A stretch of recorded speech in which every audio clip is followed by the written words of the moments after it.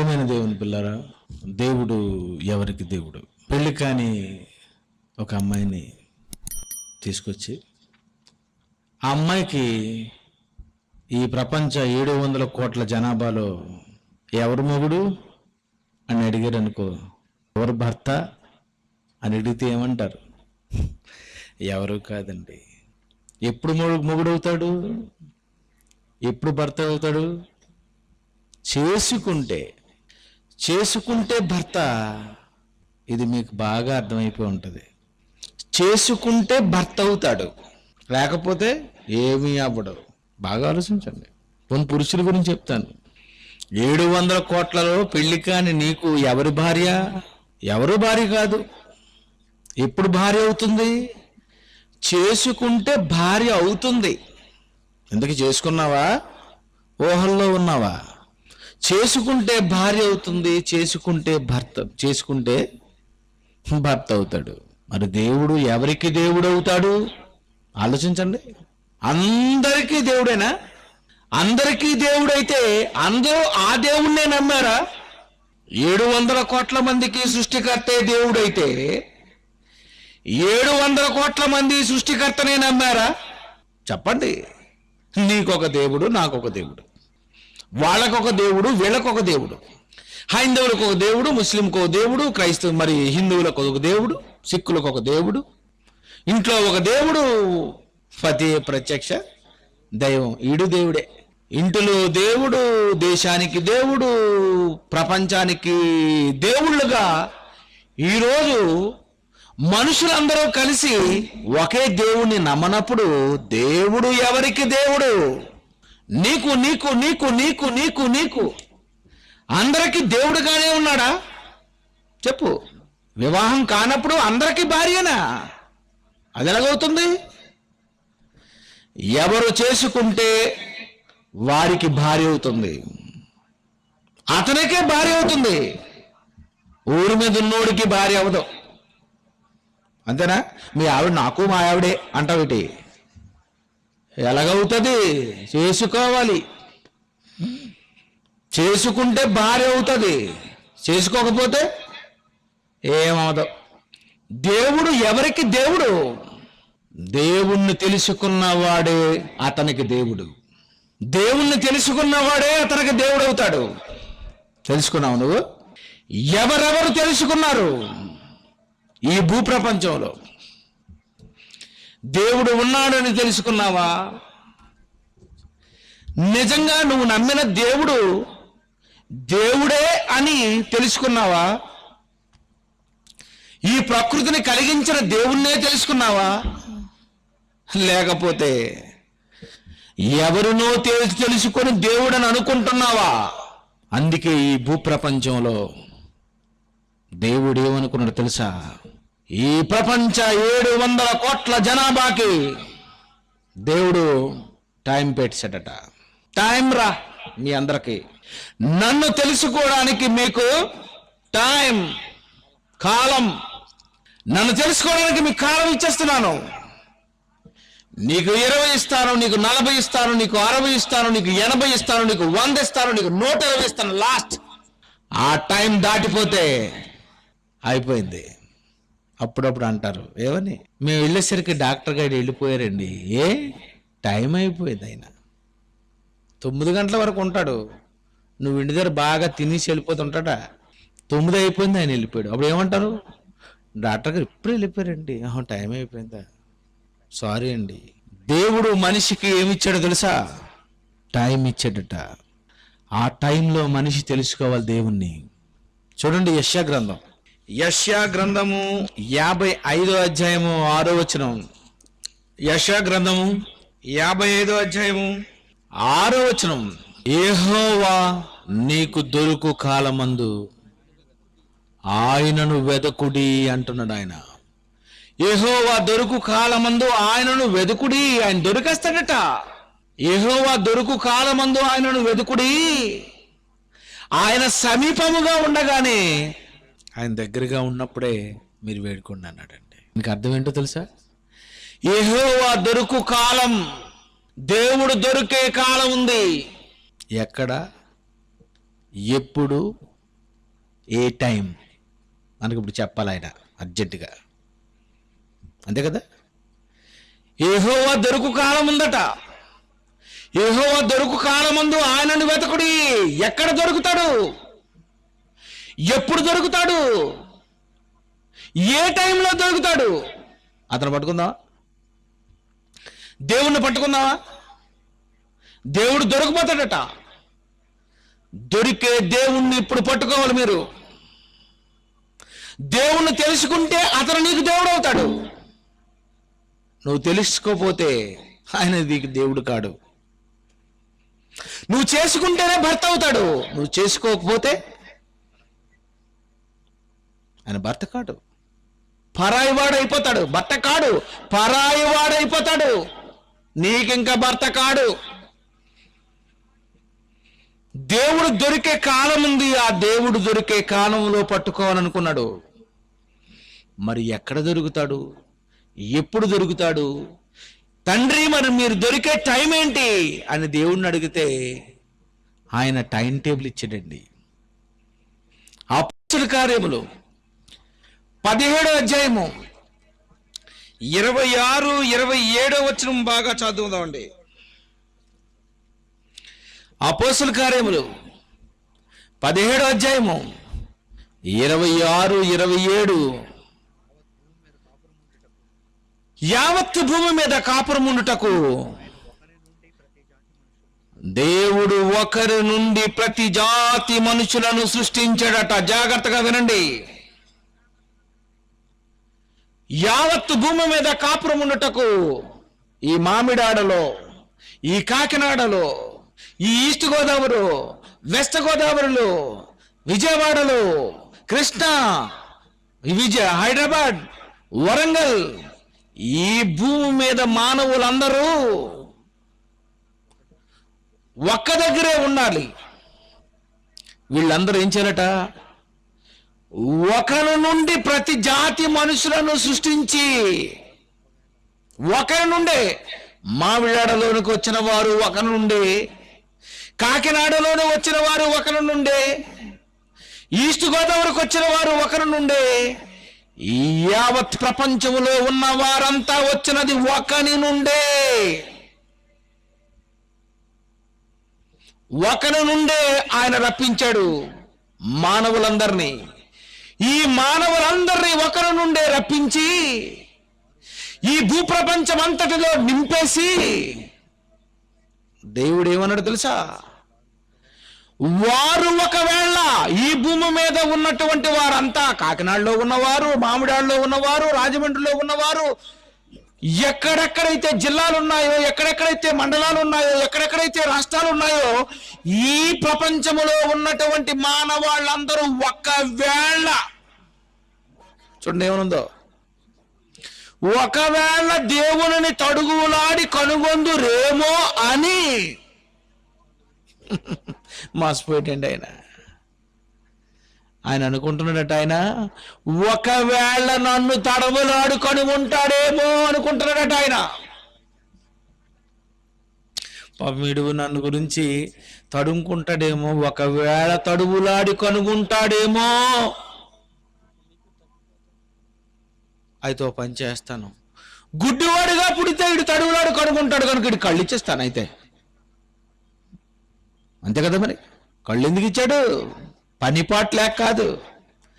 నువ్వేదో ఈ టీవీ, మా టీవీ, జీటీవీ చూసుకోవడానికి కాదు. కళ్ళు లేకపోతే తడువులాడు కనుగొంటావేమో అని నీకు కళ్ళు ఇచ్చాడు. ఒకవేళ తడువులాడి కనుగొందురేమో అని. అబ్బబ్బా ఏటండి ఆయన, ఒరే నా గురించి ఆడు వెతుకుతాడురా, ఆడు నన్ను కనుగోవాలనుకుంటాడురా, ఒకవేళ తడువులాడు కనుక్కుంటాడేమో. దేవుణ్ణి కనుక్కుంటున్నారని నిజంగా చెప్పండి. నిజంగా ఈరోజు ఈ భూప్రపంచంలో దేవుని వెతికేవారు, తడువులాడి కనుగొనేవారు ఉన్నారంటారా? సైంటిస్టులు అండి మొత్తం ఆకాశం అంతా వెతికేస్తున్నారండి. దేనికి? దేవుడి గురించి కాదు, అంతేనా? చేపల చెరువులన్నీ వెతికేస్తున్నారు ఇటువైపు. ఎక్కడైనా దొరికేస్తుంది. మీది దేవుడు కాదు, చేప. గ్రహాంతర జీవుల కోసం వెతికేస్తున్నారు, బొగ్గు కోసం వెతికేస్తున్నారు, బంగారం కోసం వెతికేస్తున్నారు, వెండి కోసం వెతుకుతున్నారు, రంగు రాళ్ళ కోసం వెతుకుతున్నారు, పెట్రోల్ కోసం వెతుకుతున్నారు, గ్రానైట్ కోసం వెతుకుతున్నారు. ఈ భూ ప్రపంచం అంతా వెతుకులాట. తప్పితే పిల్ల గురించి ఎదుగుతాడు, పిల్లడి గురించి ఎదుగుతాడు. ఇన్ని రకాలుగా వెతికే వీళ్ళు నన్ను వెతుకుతారేమో అనుకొని తన్ను వెదకు నిమిత్తము, చూడండి, తన్ను వెదకు నిమిత్తము అంటే టైటిల్ ఇచ్చాడైనా. ఏమని? నన్ను వెదకు నిమిత్తము నీకు నిర్ణయ కాలము. చూడండి, ఏమని చదువుతారు చూడండి. తన్ను వెదకు నిమిత్తము నిర్ణయ కాలము, నిర్ణయం కాలము, కాలము నిర్ణయించడేమని?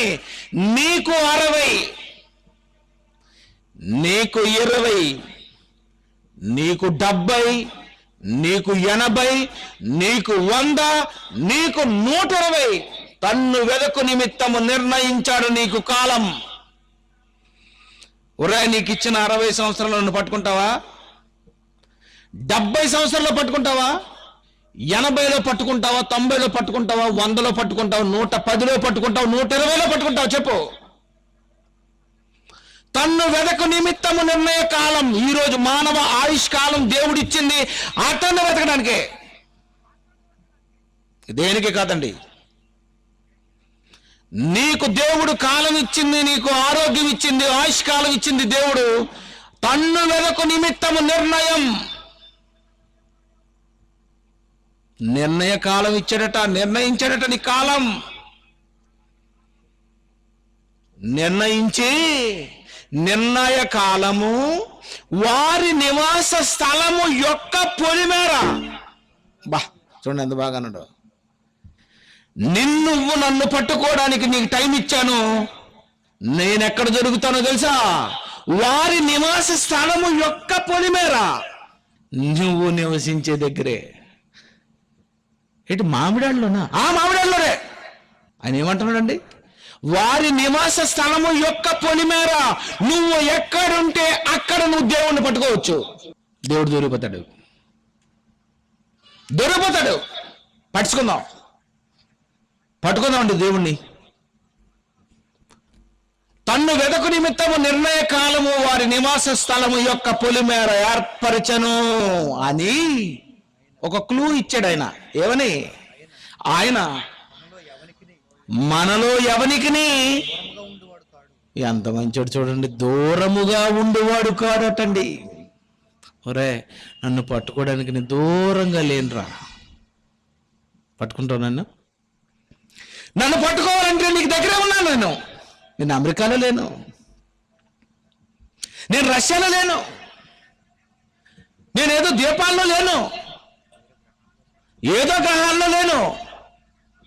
నువ్వు ఎక్కడున్నావో నేను అక్కడే ఉన్నాను.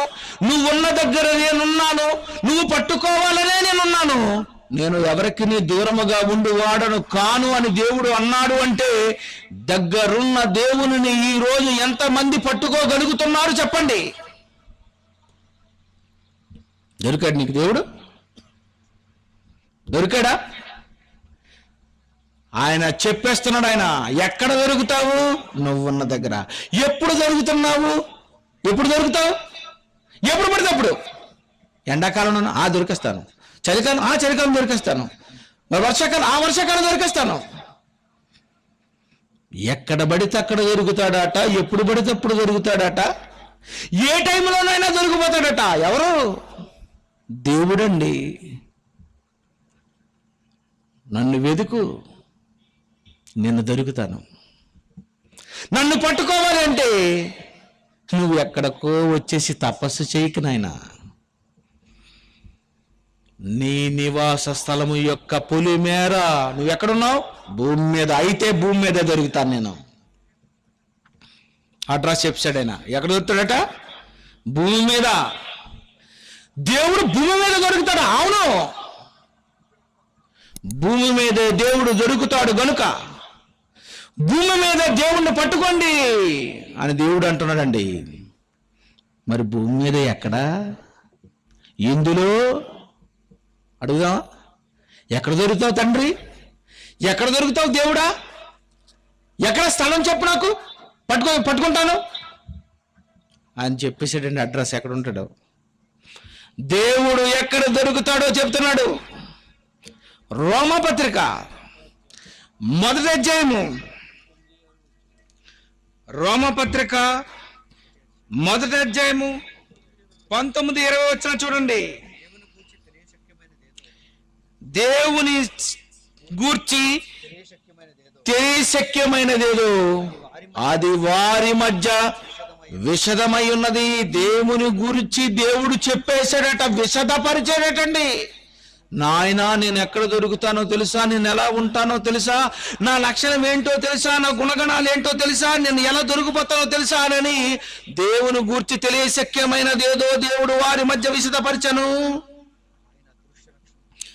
ఆయన అదృశ్య లక్షణములు అనగా అనిత్య శక్తి, దేవత్వము, జగదుత్పత్తి మొదలుకొని సృష్టింపబడిన వస్తువులను మీరు ఆలోచించండి అన్నాడండి. ఎక్కడ దొరుకుతాడటండి? సృష్టింపబడిన వస్తువులను ఆలోచించండి. ఇప్పుడు ఆలోచిద్దామండి. సృష్టింపబడిన వస్తువులలో దొరుకుతాడట. ఒక గులాబీ మొక్క పట్టుకుంటారా దేవుని అందులోని?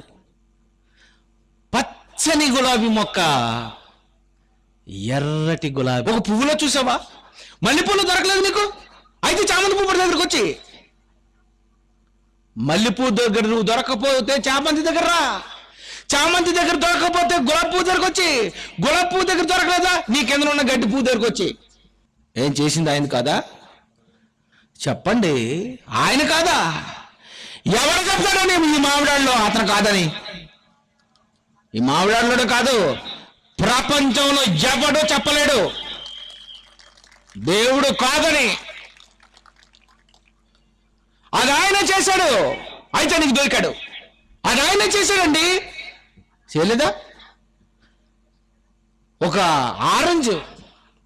నారింజ పండు చూడండి, పట్టుకోండి ఒకసారి, అంటుకుంటుంది రంగు లేదే, విచిత్రం చూడండి. ఈడు చేశాడంటే మాత్రం చెయ్యంత ఆరెంజ్ కలర్ రంగు. నువ్వు చేసావంటే తలపోటు, కానీ ఏట రంగేటి, అంటుకోదేటి,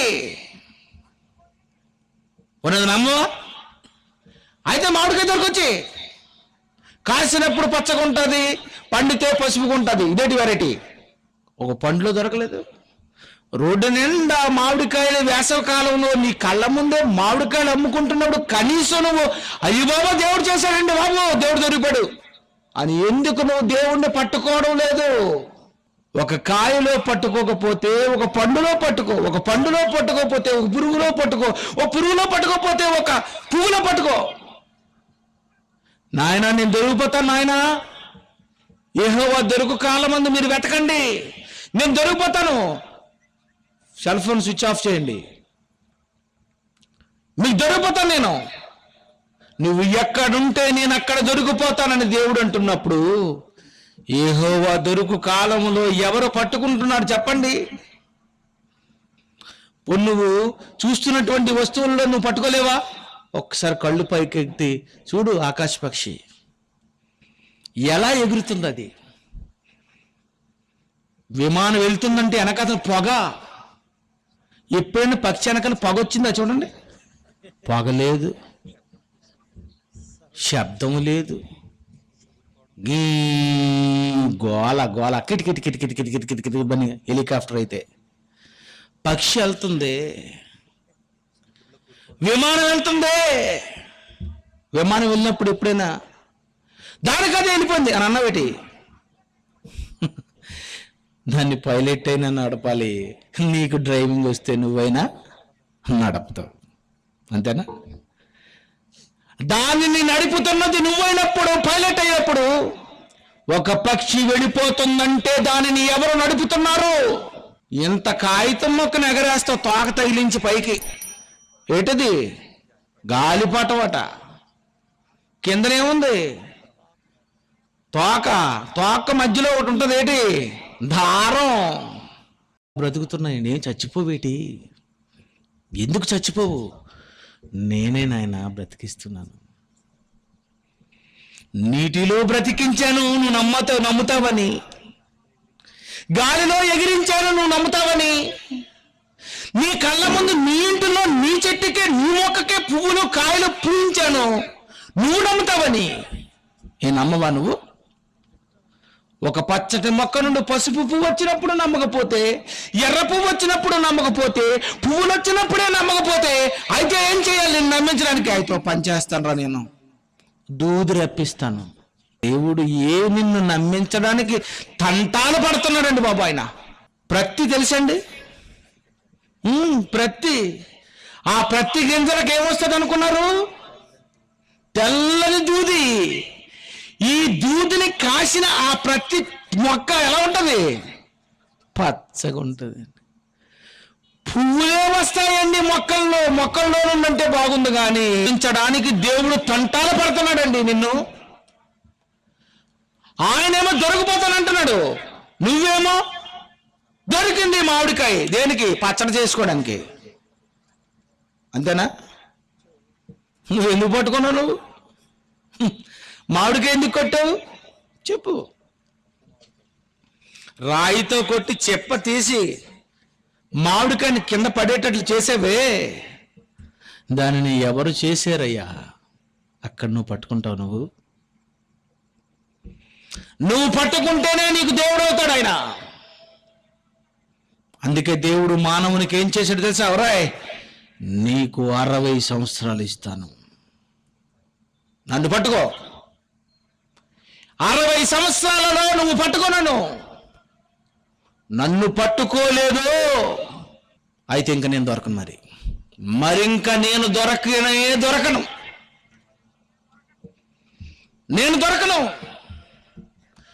నేను వెంటనే దొరకాలని నీకు అనుకున్నా. అంటే ఎలా ఉంటుందండి? ఈ కాలేజీలో నేను జాయిన్ అవుతానండి, ఎందుకంటే చూపిస్తున్నారు మీరు, ఎంత బాగుంటుందండి. చూసి కాపీ కొట్టడం రాదా నీకు? అయితే ఇంక నీకు వేస్ట్. చూసి కాపీ రాదా? చూసి నమ్మవా? దేవుడు అందుకే ఏమనుకున్నా తెలుసా? ఈ భూప్రపంచంలో ఏ కోర్టులో లేనన్ని సాక్ష్యాలు ఈ భూప్రపంచంలో దేవుడు పెట్టాడండి. ఒక కేసుకి కోర్టులో ఎన్ని సాక్ష్యాలు ఉంటాయో తెలుసా? సుమారు 2, 3, 4, 10, 20, 100, 150, 1000 మంది కూడా సాక్షులు ఉంటారు అప్పుడప్పుడు. అంతేనండి, అంతకంటే ఎక్కువ లేవు ఏ కోర్టులో సాక్ష్యాలు.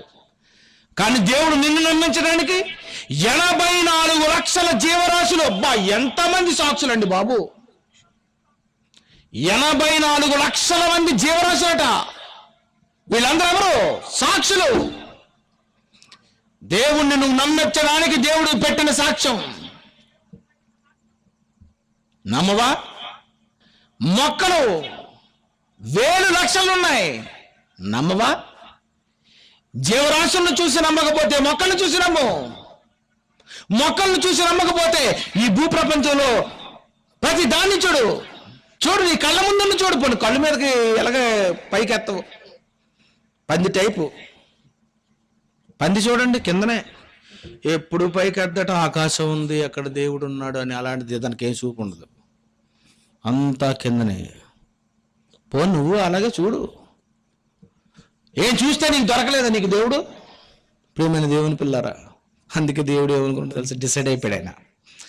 చూస్తే నమ్మని నీకు వింటే విశ్వాసం వస్తుందేమని అది కూడా ట్రై చేశాడు.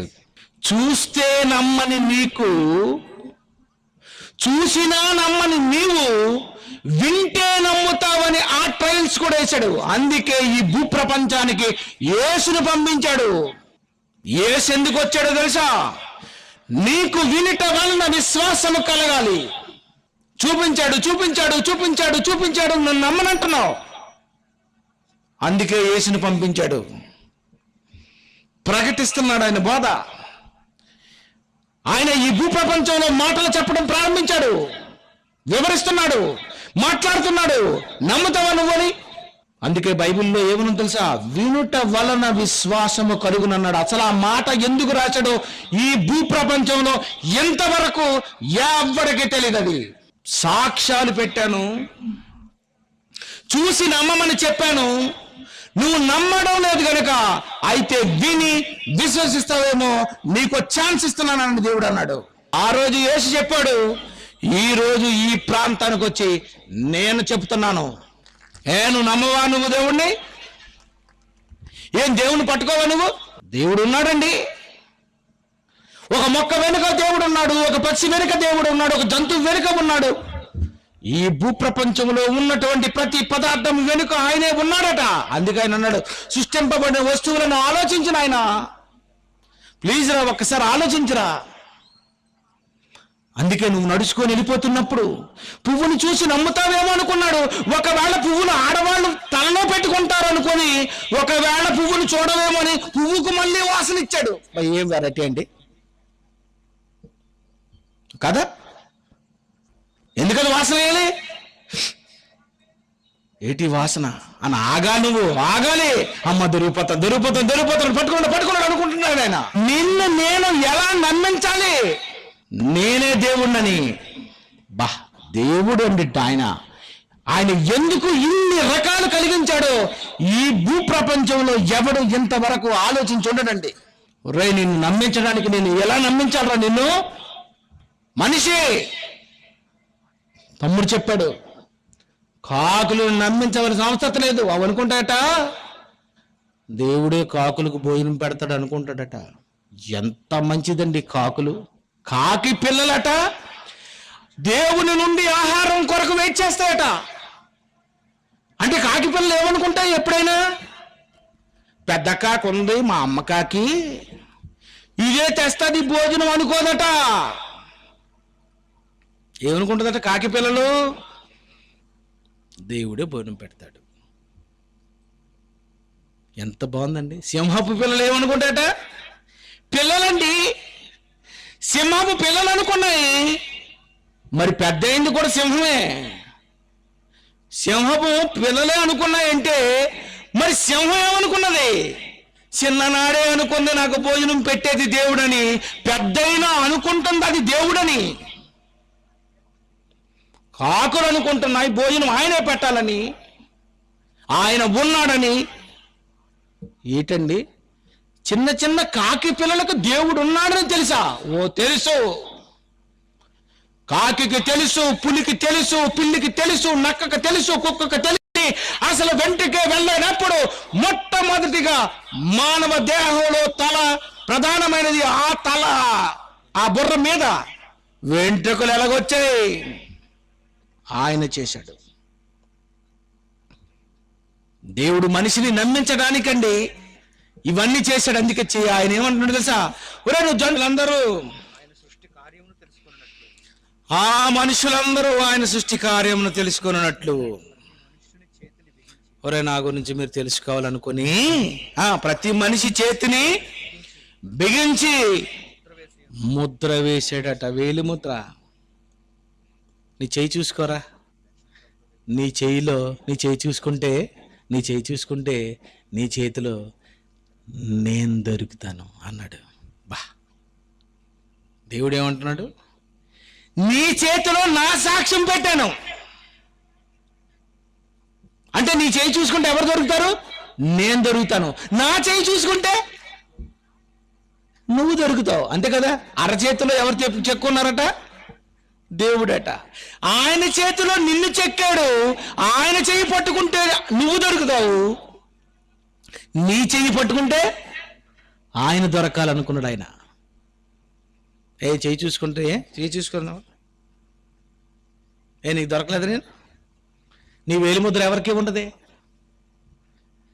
నీకు వేసిన వేలిముద్ర ఎవరికి ఈ భూప్రపంచంలో 700 కోట్ల మంది జనాభాలో ఎవరికీ లేదే.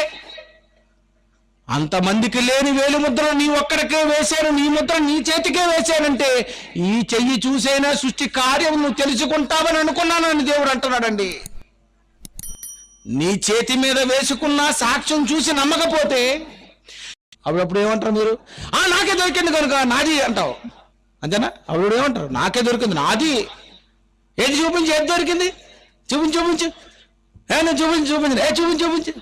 ఇదిగో నాకు దొరికింది. మీకు దేవుడు దొరికాడా? చెప్పండి. దొరికితే చెప్పు, దొరికితే చూపించు. అవును నాకు దేవుడు దొరికాడని చెప్పు గట్టిగా. కాదంటాడేమో చూసుకుందాం.